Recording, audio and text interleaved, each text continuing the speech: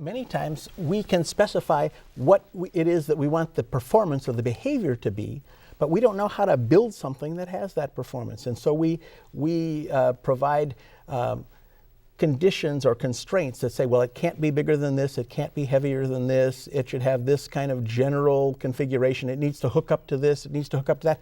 But then we turn that over to an evolutionary algorithm and let it explore the space of all the different possible shapes, for example, that you could make that component, or materials you could make it out of, or little wrinkles and dents and bumps that you could put into it that a human designer many times would never come up with. And what comes out of the evolutionary process is something that behaves spectacularly well. And when a designer first looks at it, he might say, that doesn't look like the widget that I design.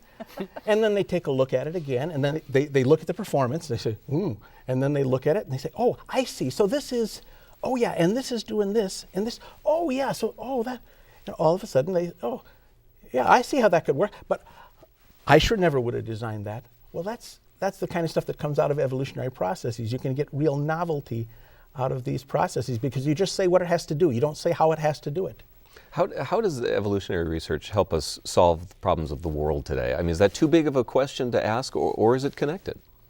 I don't know. You ever have a virus on your computer? Often.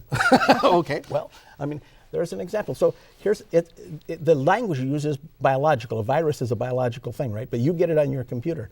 Well, what fights viruses in our body? Well, our immune system knows how to handle viruses. Why not have a nice evolved immune system in a computer that can learn what your traffic looks like, your normal traffic, and learn to, just like our immune system does, recognize something that's a foreign body, a foreign matter, and jump on it and suppress it before it does any damage. We're working on that.